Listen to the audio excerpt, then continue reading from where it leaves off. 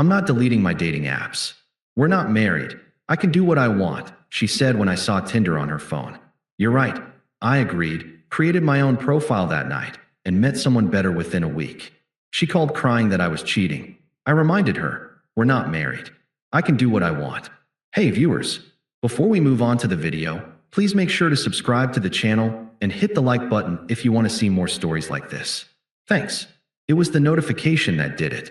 A soft, jaunty ping, a flash of garish orange and white on the otherwise dark screen. Her phone, charging on my nightstand. My side of the nightstand. The text had been from her mom, earlier. I'd plugged it in for her while she was in the shower, a small, unconscious habit of care.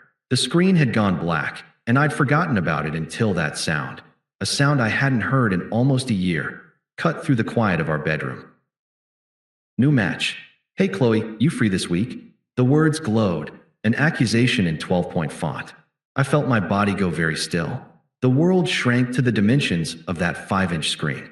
I could hear the shower still running, the steady drumbeat of water a stark contrast to the sudden, frantic thumping in my chest. A year. We'd been together a year. I remembered the delete the apps talk, clear as day. We'd been at that terrible wine bar with the sticky floors, laughing, her hand in mine. So, I'd said, swirling the cheap Cabernet, I think it's time. The great app purge. She'd grinned, that brilliant, life-of-the-party grin that had hooked me from the start. Absolutely. It's official. We're off the market. She'd pulled out her phone right then and there, made a show of wiggling her fingers before stabbing the delete button on Tinder. See? Gone. All yours. I'd done the same. It felt like a milestone. A commitment. Now, the shower shut off. The silence in the apartment was heavy, suffocating. I heard the bathroom door open, a cloud of steam billowing into the hallway. Qley emerged, wrapped in a towel, her hair piled up in a messy bun. You're still up? She asked, padding over to her dresser. She smelled of her coconut body wash, a scent I associated with home. I didn't answer. I just picked up her phone, the message still burning on the lock screen, and held it out to her. She took it, her smile fading as she read the screen. Her expression didn't shift to guilt or horror. It tightened into annoyance. She swiped the notification away and tossed the phone onto the bed as if it were a piece of junk mail. What's going on, Qley? My voice was quieter than I expected, a low rasp. She let out an exasperated sigh, the kind you reserve for a child asking too many questions. God, Alex, why are you looking at my phone? That's so invasive. It lit up. I wasn't snooping. I'm not accusing. I'm asking. I kept my gaze level on her. I thought we deleted those. Together. She rolled her eyes, a gesture I used to find endearing, a sign of her fiery spirit. Now it just looked contemptuous. She started rubbing lotion onto her arms, not even looking at me. Relax, would you? It's not a big deal. Not a big deal. The phrase felt inadequate, ridiculous. Seeing that you're actively getting matches on Tinder isn't a big deal. It's just for fun, she said, finally turning to face me, her hands on her hips. The towel tightened around her. It's just to see who's out there. It's an ego boost. It doesn't mean anything. Each word was a little hammer, chipping away at the foundation of everything I thought we were. Fun. Ego boost. Doesn't mean anything. I thought of the life we were building.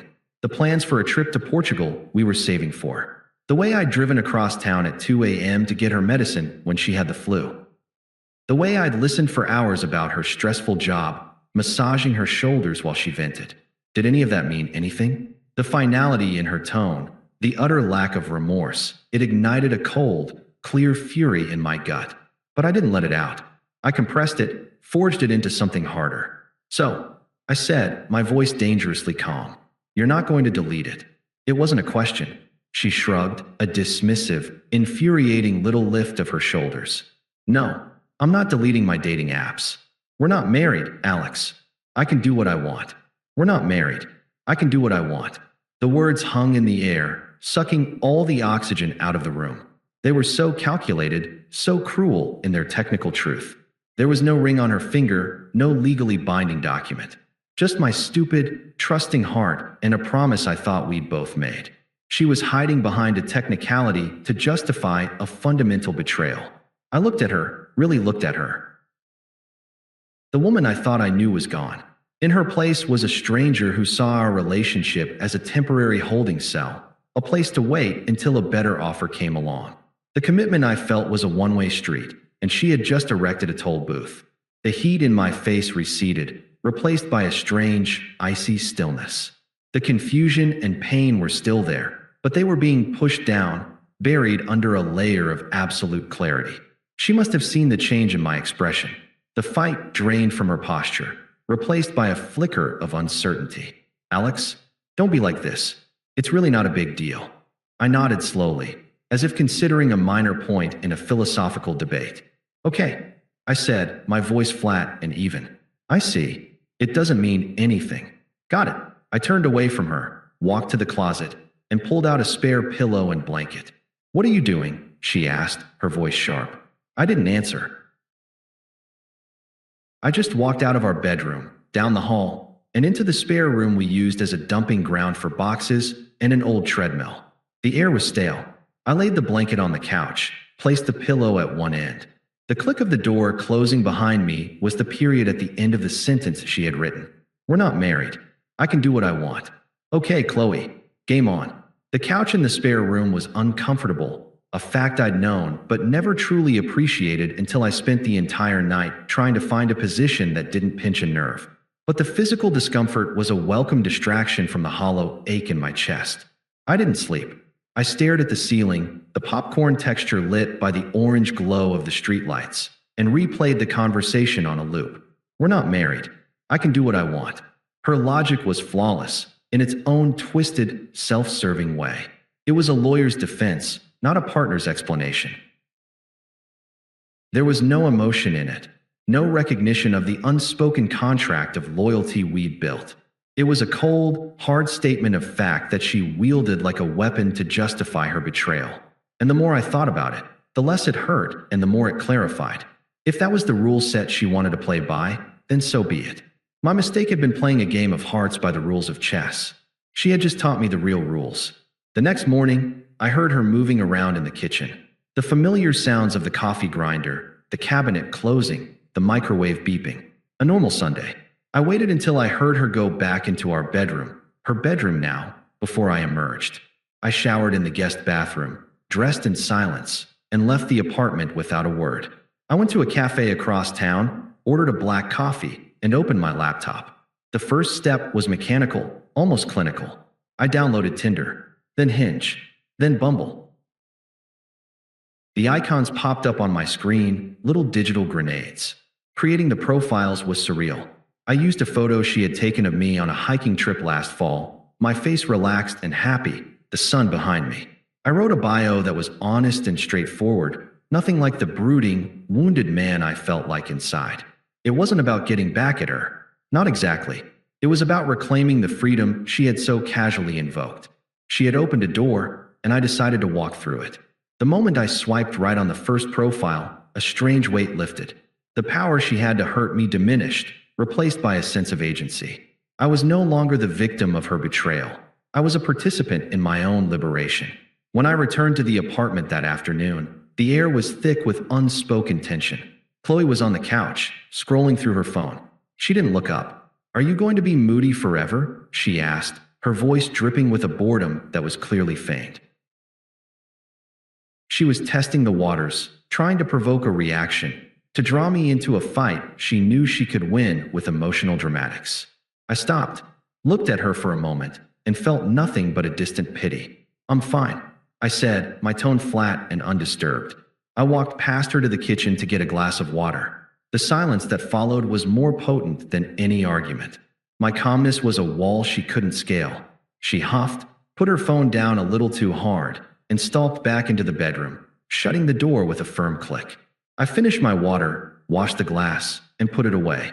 The domestic rituals felt like they belonged to someone else's life. That night, I matched with Maya. Her profile was clever without being trying. She had a picture of herself laughing, her head thrown back, and another of her covered in mud at what looked like a Tough Mudder race.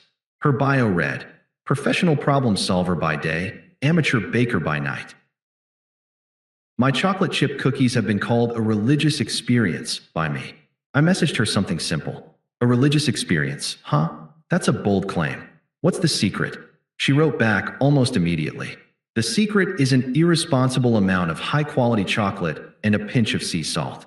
Also, I may have sold my soul to the devil. Details to follow on date 2. I laughed. A real, genuine laugh that felt foreign in my throat. We messaged back and forth for an hour, the conversation flowing with an easy, effortless rhythm. It was nothing like the draining, performative texts I'd had with Qley lately. This was just fun.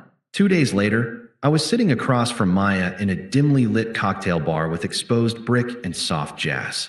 She was even more striking in person, with intelligent eyes that crinkled at the corners when she smiled. There was no pretense, no games. "So," she said, taking a sip of her old-fashioned. The obligatory first date question. "What brings you to the wild world of online dating?" I could have given her a canned line. I could have lied. But there was a directness about her that invited honesty. "I was in a relationship," I said, swirling the ice in my glass. "I thought it was exclusive." She recently informed me that, since we weren't married, her definition of exclusive was a bit more flexible than mine. Maya's eyebrows lifted slightly. "Ouch, that's a brutal way to find out." It was, I admitted. But in a weird way, it was also a gift. It cleared away all the ambiguity. She wanted freedom, and her honesty, however cruel, gave me the freedom to walk away without looking back. She nodded, understanding in her eyes. "So you're not here to rebound?" "I'm here to have a drink with someone who seems interesting," I said, meaning it. "And to maybe secure an invitation for those cookies someday." She laughed, a warm, rich sound. "We'll see. You have to pass the first date vetting process." So far, so good. We talked for 2 hours. We talked about our jobs. She was an architect, our stupid childhood pets, our favorite terrible movies. It was easy. It was normal. It was everything my life with Qley had stopped being months ago, a fact I was only now realizing. When I got home, the apartment was dark and silent. Qley had left a single lamp on in the living room. There was a note on the kitchen counter, written in her aggressive, slanted handwriting. "We need to talk about this. You can't just ignore me. This is childish." I picked up the note, read it once, and then crumpled it into a tight ball. I shot it into the trash can. It was a perfect swish. I didn't reply. The silence was my answer. The profile was my answer. Maya's laugh over a cocktail was my answer. For the first time since that notification had lit up her phone, I felt like I was the one holding the power, and I hadn't had to say a single angry word to take it. The shift was seismic. Living in the same apartment, we were now celestial bodies in different orbits, passing in the hallway with the gravitational pull of strangers. My silence wasn't a weapon I wielded. It was a fortress I had built, and it was driving Qley insane. She tried everything to breach the walls. The angry sighs when I walked into a room, the slamming of cupboard doors, the pointed comments made to the empty air. "It's so immature to give someone the silent treatment," she announced to the living room one evening as I read a book. I turned a page. I hadn't been giving her the silent treatment. I simply had nothing left to say to her. There's a difference. The silent treatment is a tactic designed to provoke a reaction. My silence was the absence of a need to engage. She couldn't tell the difference, and that was the point. The messages with Maya, meanwhile, were a lifeline to a world that wasn't broken. We went on a second date, then a third. It was on the third date, a casual walk through the art museum, that the dam broke. We were standing in front of a massive, chaotic abstract painting, and I made a dumb joke about it looking like my spice rack. She laughed, leaning into me slightly, and I put my arm around her. It felt natural, right? A mutual friend of Qley's, Sarah, was there with her own date. I saw her do a double take, her eyes widening before she quickly looked away. I didn't care. The rules of my old life no longer applied. I got home around 10. The apartment was dark, but I could feel the storm waiting for me. I flipped on the kitchen light and was reaching for a glass when she emerged from the bedroom. She was still in her work clothes, but her makeup was smudged, her eyes red-rimmed and blazing. "Where were you?" The question was a whip crack in the quiet. I filled the glass with water, took a slow sip. "Out, out," she repeated, her voice rising. "Sarah saw you. She saw you at the museum with some girl. Who is she?" I turned and leaned against the counter, crossing my arms. The calm I felt was unnerving, even to me. It was the calm of finality. "I was at the museum." "Yes." her face contorted, a mask of pure, unadulterated hypocrisy. You're cheating on me? Are you fucking serious, Alex? After all this, after you acting like such a wounded little saint, you're actually cheating? The word hung in the air, absurd and grotesque. I didn't respond immediately. I let her stand there, trembling with indignant rage, let her fully feel the weight of her own accusation. When I spoke, my voice was quiet, measured, a stark contrast to her hysterics. Cheating. I let the word sit for a beat. No, Qley, we're not married. I can do what I want. It was a perfect echo, a reflection. For a second, she just stared, her brain struggling to compute the feedback. The script she had written had been flipped. The color drained from her face, then rushed back in a blotchy, furious red. It's different, she shrieked, her hands balling into fists at her sides. How? For me, it was just a game. It was just for my ego. It didn't mean anything. And for me, it does. I asked, my head tilted. Is that the distinction? That my actions might actually lead to a meaningful connection, while yours were just empty vanity? That doesn't make it better, Qley. It makes it pathetic. She flinched as if I'd struck her. You're actually replacing me? After 1 year. You're just moving on like I was nothing. I'm living my life by the rules you set. I said, my tone flat and final. I put my glass in the sink. You don't get to change them now that you don't like how the game is going. I walked past her, toward the spare room. She grabbed my arm, her nails digging into my skin. The desperation in her touch was a tangible thing. Alex, please. We need to talk about this. You can't just do this. I gently, but firmly, pried her fingers from my arm. There's nothing to talk about. You were very clear. I closed the spare room door. This time, I didn't hear the lock click. I felt it, a metaphysical seal on the tomb of our relationship. On the other side of the door, I heard a choked sob, then the sound of something. A vase, maybe, shattering against the wall. The unraveling had begun. The text started that night. A barrage that lit up my phone on the nightstand. Qley, this isn't you. You are doing this to hurt me. Qley, we had a year together. A year. And you're throwing it away over this? Qley, I'll delete the apps. Okay, is that what you want? I'm deleting them right now. Qley, look. Image attached. A screenshot of her app store, showing the Tinder icon with a little cloud next to it, indicating it was off her phone. I didn't respond. Deleting the app was a meaningless gesture. It wasn't the app that was the problem. It was the mindset that installed it in the first place. She was treating the symptom, not the disease. The next day, the tone shifted again. The pleas turned to venom. Qley, so what? She's just some easy slut you matched with. You think that's real? Qley, you're a coward. You can't even face me. Qley, you're going to regret this. I was the best thing that ever happened to you. I read them with a detached curiosity, like an anthropologist studying a bizarre tribal ritual. This was the true Qley, the one hidden beneath the layer of performative commitment. The one who, when denied what she wanted, resorted to insults and threats. There was no love in these messages, only possession and wounded pride. Her downfall wasn't a single event. It was a slow-motion collapse I witnessed from a distance. She started calling in sick to work. I'd hear her crying in her room. The vibrant, social butterfly was now a ghost in our apartment, her wings crushed by the weight of a consequence she never saw coming. She had wanted freedom. She got it. And it was the most isolating, terrifying thing she had ever experienced. The cruelest form of karma wasn't something I had to enact.